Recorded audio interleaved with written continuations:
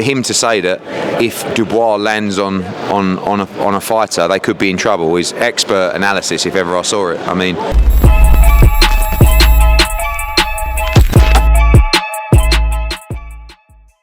This is Jonathan Aggoth here from Pro Boxing Fans. Joined. Are you doing the Fight Day 5K tomorrow? At the moment, no. But because I'm not very good. My prime was 28. Very good. It doesn't matter, mate. Tomorrow I will run slower than 28 minutes.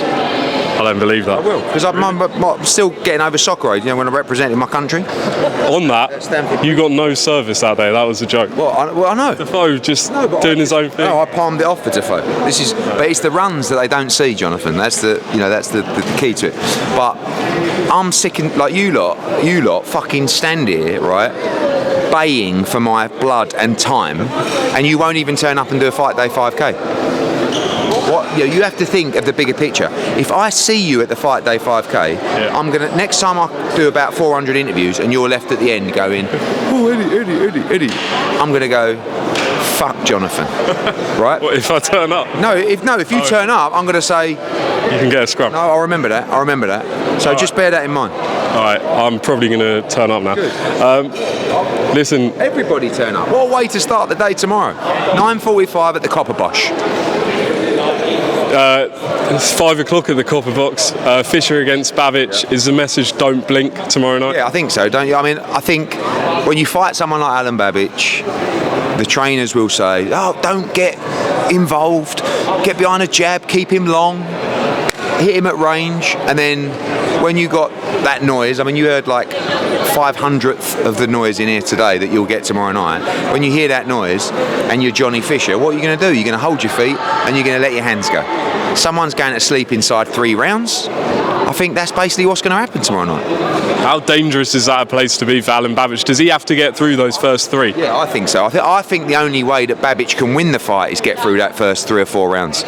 Because I don't think he wants to be, Johnny Fisher has faster hands, he hits harder, and he may have a better chin. You don't want to be trading up with Johnny Fisher in the early part of the fight. You got to force the pace somehow, smartly. But I just don't think Alen can do it. I think he's going to come out and just do what he always does, stand there and let him go. And Johnny Fisher, straight shots down the middle. I love Alen Babic, but I think he's getting beat tomorrow night inside 3 rounds. When we spoke yesterday, I watched it back and I didn't realise you said that this was actually meant to be a next gen show. It actually feels a lot bigger. We announced it as I mean, if you look at the card, like the only one that we added, Reece Bellotti, love him, although he looks like a next-gen fighter in terms of his face, he's not. Levi Giles is a younger fighter, but if you look at the undercard, John Hedges, Maisie Rose, Giorgio Vizioli, Jimmy Sains, Laley, it is a next-gen show, and that's how it was marketed. The problem is it became so big, we got so much attention around the show that it's not really a next-gen show because we're going to have over 6,000 in there tomorrow. So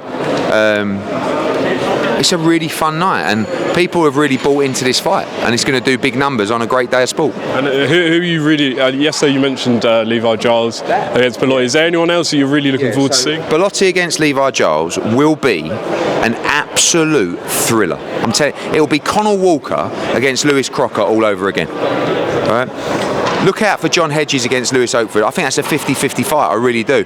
Maisie Rose in another 50-50 fight. And then, of course, Giorgio's actually got a good fight tomorrow. Looking sensational. Laley, Jimmy Sains. It's a really, really good night of boxing. Just yesterday, what did you make of Alan's rant at the press conference? It seems like he feels a bit disrespected by the build-up. Alan's just brilliant. He plays the game. He knows what he's doing. He's passionate, and he's a double hard bastard, right? And he'll have a right go tomorrow night. He'll wear his heart on his sleeve, and he will do everything he can. Just yesterday, I think the ESPN Deportes guy reported that Canelo and Eubank's close. Is that a fight that you'd be involved in? No, it's not. I mean, it's a surprise fight. Listen, good luck to Chris if he can get it. He would have been out of the ring for a year.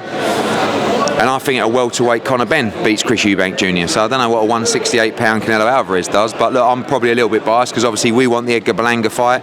He's the mandatory. He's a huge punching 168-pounder. It's Mexico against Puerto Rico, and that does great numbers. Eubank against Canelo will do some numbers over here, small at 4 o'clock in the morning, but it will lose a lot of interest and business in America because, with all due respect, it's just not a credible fight. So I think Canelo will want to fight Berlanga. I think he knows that Berlanga will stand in front of him. You know, and I think it's going to be interesting to see who the pick is, and that's what it will be. It will be a pick. So do you have to sort of, you know, accelerate the conversations for a Berlanga-Canelo fight now? Don't accelerate any conversations. You wait for the phone call. You know, we've let various people know we're ready to go for that fight, and it will just come down to who ultimately the pick is. I know you've been asked this today, but I have to ask the WBC saying that they're not going to include Ryan Garcia in any of their fights going forward. What did you make of that?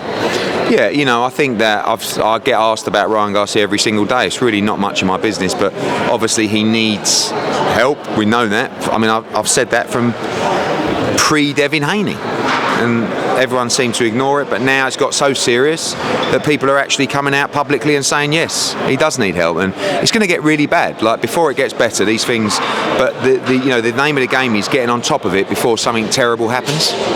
And that's the next step. But you know, you've got to accept you need help. I've had it before with fighters who need help, and that they think there's nothing wrong with them, and I ain't, you know, I'm fine, and that's like, so.